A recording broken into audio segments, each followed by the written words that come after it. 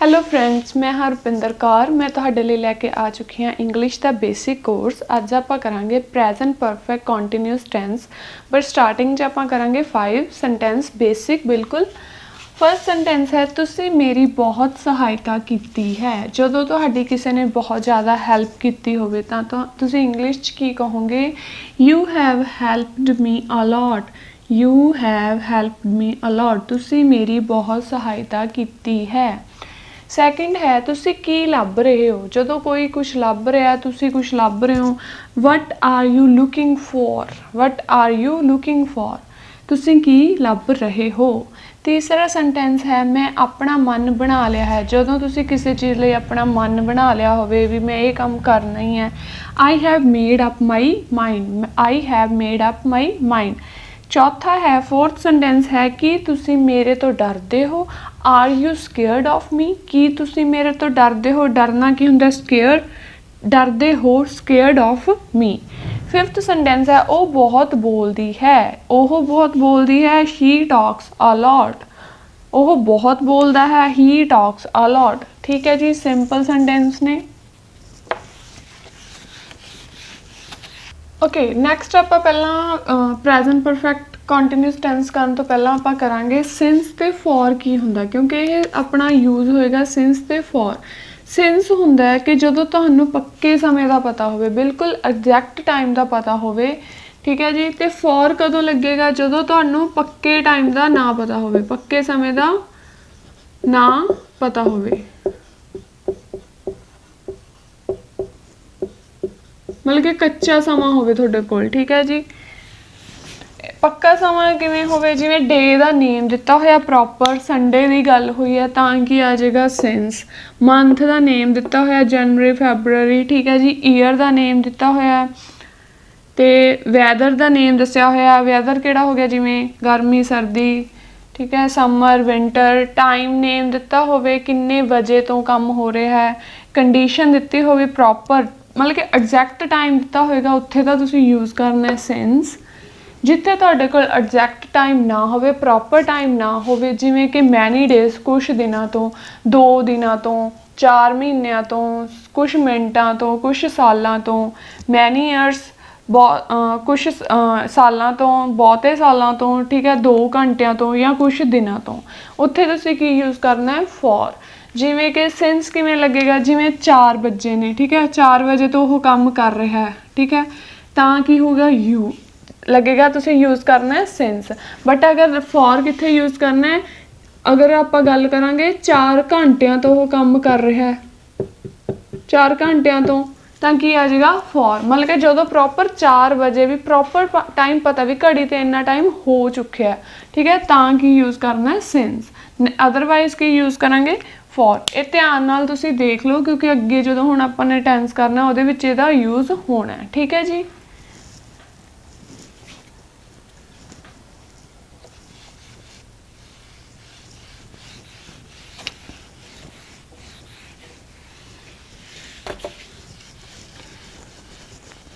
Okay, present perfect continuous tense ਕੀ ਹੁੰਦਾ? ਜਦੋਂ ਕੋਈ ਕਿਰਿਆ ਪਿਛਲੇ ਸਮੇਂ ਤੋਂ ਲਗਾਤਾਰ ਪ੍ਰੈਜ਼ੈਂਟ ਸਮੇਂ ਦੇ ਵਿੱਚ ਵੀ ਚੱਲ ਰਹੀ ਹੈ, ਉਸ ਨੂੰ ਆਪਾਂ ਬੋਲਦੇ ਹਾਂ present perfect continuous tense. Present perfect continuous tense. ਜਦੋਂ ਕੋਈ ਕਿਰਿਆ, ਜਦੋਂ ਕੋਈ ਕੰਮ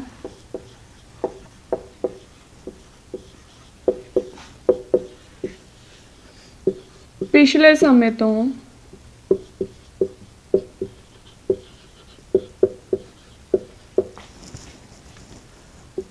ਚੱਲ ਰਿਹਾ ਹੋਵੇ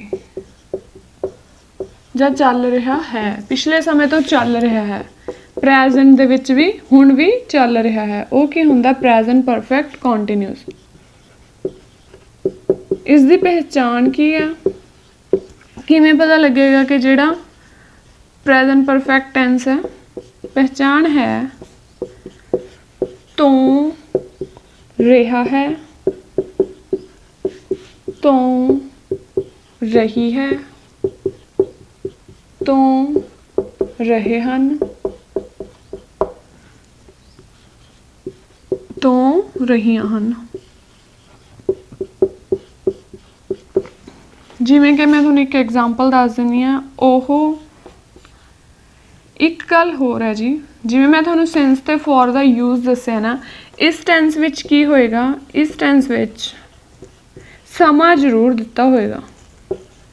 ਦੇਖੋ ਜੇ ਤਾਂ ਇਹ 'ਚ ਸਮਾਂ ਨਹੀਂ ਦਿੱਤਾ ਹੋ ਫਿਰ ਤਾਂ ਇਹ ਪਰਫੈਕਟ ਤਾਂ ਰਿਹਾ ਹੀ ਨਹੀਂ ਨਾ, ਸਿਰਫ ਰਹਿ ਗਿਆ ਪ੍ਰੈਜ਼ੈਂਟ ਕੰਟੀਨਿਊਸ ਟੈਂਸ, ਕਿਉਂਕਿ ਇਹਦੀ ਪਹਿਚਾਣ ਕੀ ਹੈ, ਸੇਮ ਹੈ, ਰਿਹਾ ਹੈ, ਰਹੀ ਹੈ, ਰਹੇ ਹਨ ਤੇ ਰਹੀਆਂ ਹਨ। ਪਰ ਕੀ ਹੈ, ਇਸ 'ਚ ਅਲੱਗ ਕੀ ਚੀਜ਼ ਹੋਏਗੀ, ਇਸ ਟੈਂਸ ਵਿੱਚ ਤੁਹਾਨੂੰ ਸਮਾਂ ਜ਼ਰੂਰ ਮੈਂਸ਼ਨ ਕੀਤਾ ਹੋਏਗਾ, ਸਮਾਂ ਜ਼ਰੂਰ ਦਿੱਤਾ ਹੋਏਗਾ। ਠੀਕ ਹੈ ਜੀ, ਤੁਹਾਨੂੰ ਪਤਾ ਲੱਗ ਜਾਊਗਾ ਕਿ ਇਹ ਪ੍ਰੈਜ਼ੈਂਟ ਪਰਫੈਕਟ ਕੰਟੀਨਿਊਸ ਟੈਂਸ ਹੈ ਜਿੱਥੇ ਤੁਹਾਨੂੰ ਸਮੇਂ ਦੀ ਗੱਲ ਹੋ ਰਹੀ ਹੋਊਗੀ। ਠੀਕ ਹੈ, ਓਕੇ। ਇੱਕ ਐਗਜ਼ਾਮਪਲ ਵੀ ਮੈਂ ਤੁਹਾਨੂੰ ਦੱਸ ਦਿੰਦੀ ਹਾਂ ਇਸਦੀ, ਜਿਵੇਂ ਕਿ ਉਹ 10 ਵਜੇ ਤੋਂ ਕ੍ਰਿਕਟ ਖੇਡ ਰਿਹਾ ਹੈ। ਦੇਖੋ ਹੁਣ ਜੇ 10 ਵਜੇ ਨਾ ਹੁੰਦਾ ਕੀ ਆਣਾ ਸੀ, ਉਹ ਕ੍ਰਿਕਟ ਖੇਡ ਰਿਹਾ ਤਾਂ ਹੋ ਜਾਣਾ ਸੀ ਪ੍ਰੈਜ਼ੈਂਟ ਕੰਟੀਨਿਊਸ ਟੈਂਸ। ਬਟ ਹੁਣ ਕੀ ਆ, ਉਹ 10 ਵਜੇ ਤੋਂ ਕ੍ਰਿਕਟ ਖੇਡ ਰਿਹਾ। 10 ਵਜੇ ਤੋਂ ਕੀ ਆ ਗਿਆ, ਇੱਕ ਤਾਂ ਸਮਾਂ ਆ ਗਿਆ, ਇੱਕ ਤੋਂ ਆ ਗਿਆ, ਇੱਕ ਕੀ ਹੈ, ਰਿਹਾ ਹੈ, ਤੋਂ ਰਿਹਾ ਹੈ, ਤਾਂ ਇਹ ਕੀ ਹੈ, present perfect continuous tens.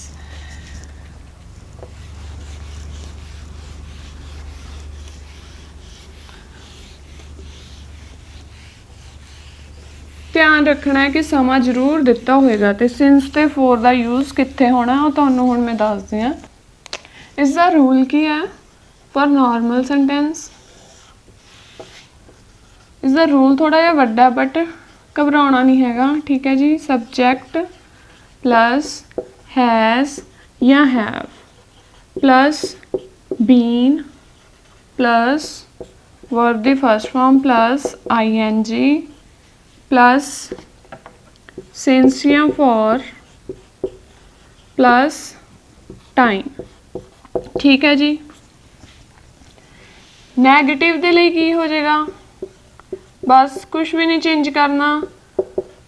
Third number ते आपां नॉट लगा देंगे, थर्ड नंबर ते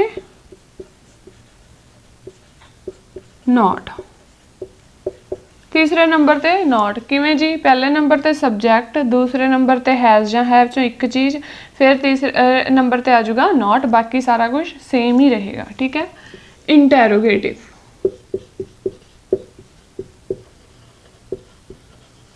इंटैरोगेटिव की है, क्वेश्चन मार्क की हो जाएगा जी, हैज़ या हैव अपना अगे आना प्लस सब्जैक्ट दूजे नंबर ते, तीजे नंबर ते बीन, बाकी सारा कुछ सेम, बाकी सेंटेंस आप सेम लिख देना, बाकी सेम। ठीक है, रूल नॉर्मल दे लई हैगा subject has have plus been. हाँ जी, हुण हैज़ कित्थे लगना है, सिंगुलर दे लई, ते हैव कित्थे लगना है, प्लूरल दे लई। हैज़ सिंगुलर किहड़े किहड़े ने एक बार मैं फिर दोबारा तो दस दिंदी हां। पहला आपां कर चुके हैं, वैसे एक बार दोबारा गो थ्रू कर लेने। हैज़ कित्थे यूज़ होना है, सिंगुलर दे लई ही, शी, इट एंड नेम दे लई आपां लगाना है हैज़। हैव कित्थे लगना है, प्लूरल दे लई आई, वी, यू एंड दे नाल की लगाना है हैव। ठीक है, इच प्लस बीन ऐड कर देना, ही, शी, इट ते नेम दे नाल हैव कित्थे लगना, आई, वी, यू एंड दे नाल। ठीक है, सिंस ते फॉर तो तुहानूं मैं दस चुकी हूँ भी कित्थे यूज़ होना है। सिंस कित्थे यूज़ होना जदों तुहानूं प्रॉपर टाइम पक्के समय का पता है। फॉर कित्थे यूज़ होना तुहानूं जदों पक्के समय का नहीं पता। ठीक है जी, हुण आपां एग्जाम्पल करते हैं। एक फर्स्ट एग्जाम्पल है, ओह 10 वजे तो क्रिकेट खेड रहा है। पता लग गया प्रेजेंट परफेक्ट है, तो आ गया खेड रहा है। ठीक है, समा दिता होया आ गया। हुण रूल की हैगा, subject plus has have plus been plus verb the first form plus ING plus since या फॉर चों एक ते समा टाइम। देखो जी ध्यान नाल, सब्जैक्ट की है अपने कोल ओहो, ठीक है। ही खेड रहा है, पता लग गया बॉय की गल हो रही है। की लगेगा, सिंगुलर है, हैज़ या हैज़ लगेगा। He has been. उस तो बाद कहते वर्ब की फस्ट फॉर्म ते ING लगा दो। की कर रहा वर्ब की है, खेड रहा। खेडन की इंग्लिश की होंगी है, प्ले। ING playing. सिंस या फॉर च एक चीज़ लगनी है। हुण की कहा सी, जो पक्का समा दिता होया तां की लगाउणा है, since. He has been playing, की खेड रहा है, क्रिकेट। पक्का समा दिता होया 10 बजे तो ही खेड रहा है, तां की आ जाऊगा, since 10 o'clock। He has been playing cricket since 10 o'clock, ठीक है, 10 बजे तो खेड रहा है। हुण इसका मैं नैगेटिव बना के दिखा दिंदी हाँ। ही हैज़ की कहा सी, तीजे नंबर ते नॉट आना है। He has not been playing cricket, बाकी सारा कुछ सेम रहना है। की है जी, वो 10 बजे तो क्रिकेट नहीं खेड रहा। इंटैरोगेटिव की हो जाएगा, हैज़ ही बीन, बाकी सारा सेम एंड ते कि वो 10 बजे तो क्रिकेट खेड रहा है, सिंपल है, ध्यान नाल, ठीक है जी। नेक्स्ट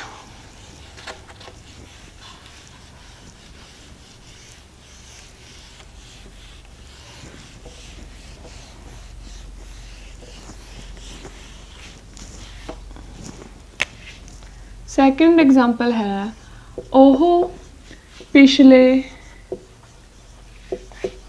2 सालों तो स्कूल जा रहे हन।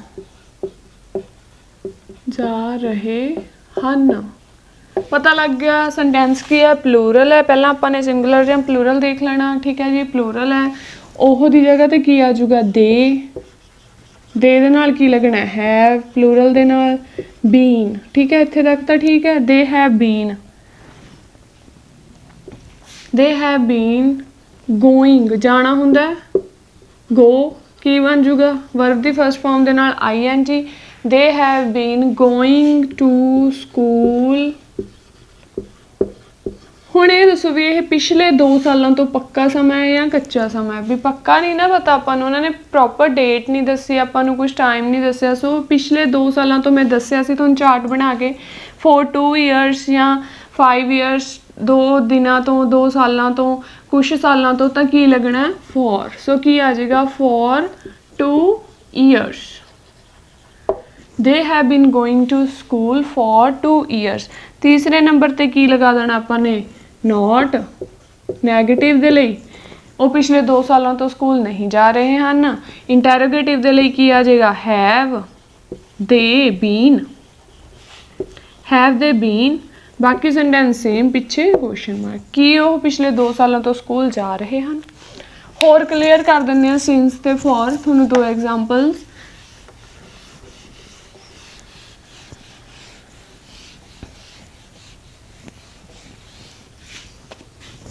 थर्ड एग्जाम्पल है, मैं 4 घंटिया तो पढ़ रहा हाँ, ठीक है जी। मैं 4 घंटिया तो पढ़ रहा हाँ, एक आ गया मैं 4 घंटे तो पढ़ रहा हाँ, एक आ गया मैं तुसी 4 बजे तो पढ़ रहे हो। मैं तुहानूं सिर्फ डिफरेंस दसना सिंस ते फॉर दा, ठीक है। मैं की है, सबजैक्ट है, की बन गया, आई दे नाल की लगना है, have. Been verb the first form, पढ़ रहा हाँ, रीड, की लगाना ING। I have been reading.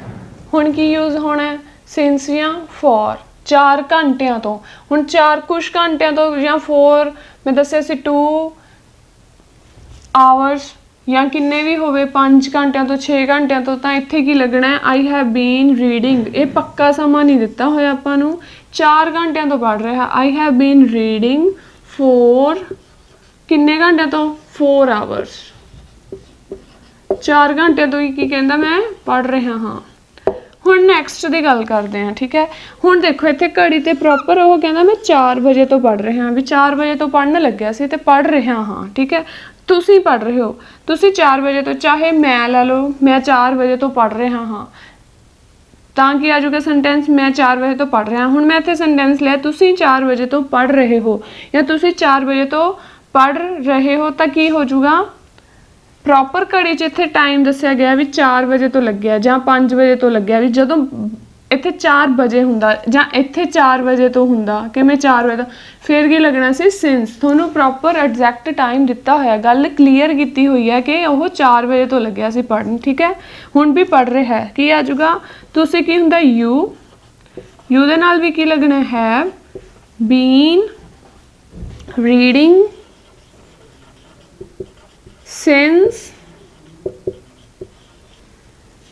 4 o'clock। Simple ਹੈ ਜੀ, ਕਲੀਅਰ ਹੋ ਗਈ ਗੱਲ ਕਿ ਜਦੋਂ ਐਗਜ਼ੈਕਟ ਤੁਹਾਨੂੰ ਦੱਸਿਆ ਹੀ ਗਿਆ, ਇਹ ਨਹੀਂ ਕਿ 4 ਘੰਟੇ ਤੋਂ ਕਹਤਾ ਵੀ ਇਹ ਵੀ ਐਗਜ਼ੈਕਟ ਹੈ, ਇਹ ਐਗਜ਼ੈਕਟ ਟਾਈਮ ਨਹੀਂ ਹੈ ਵੀ ਜਦੋਂ ਘੜੀ 'ਚ ਇੰਨੇ ਵਜੇ ਤੋਂ ਉਹਨੇ ਦੱਸਤਾ, ਉਹ ਆਪਾਂ ਨੇ ਐਗਜ਼ੈਕਟ ਟਾਈਮ ਮੰਨਣਾ, ਠੀਕ ਹੈ ਜੀ।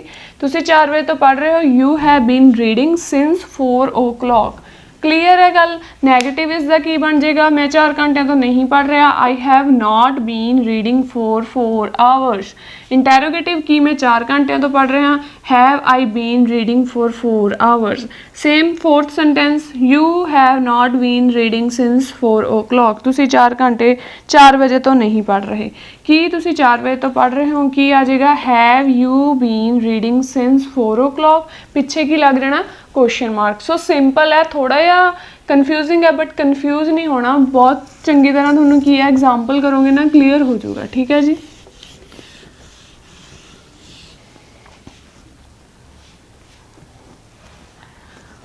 ਓਕੇ ਜੀ, ਇਹ ਆ ਤੁਹਾਡਾ ਹੋਮਵਰਕ ਡੇਲੀ ਦੀ ਤਰ੍ਹਾਂ 5 ਸੈਂਟੈਂਸ। ਤੁਸੀਂ ਮੈਨੂੰ ਆਪਣਾ ਹੋਮਵਰਕ ਕਮੈਂਟ ਬਾਕਸ ਵਿੱਚ ਭੇਜੋ। ਜੋ ਵੀ ਮੇਰੀ ਵੀਡੀਓ ਪਹਿਲੀ ਵਾਰ ਦੇਖ ਰਿਹਾ ਉਹ ਮੇਰੇ ਚੈਨਲ ਨੂੰ ਸਬਸਕ੍ਰਾਈਬ ਕਰੋ, ਮੇਰੀ ਵੀਡੀਓਜ਼ ਨੂੰ ਲਾਈਕ ਕਰਿਆ ਕਰੋ, ਸ਼ੇਅਰ ਕਰਿਆ ਕਰੋ ਅਤੇ ਕਮੈਂਟ ਕਰਿਆ ਕਰੋ। ਮਿਲਦੇ ਹਾਂ ਜੀ ਕੱਲ੍ਹ ਨੂੰ ਨਵੀਂ ਵੀਡੀਓ ਦੇ ਨਾਲ। ਓਕੇ ਜੀ, bye bye, take care, have a great day.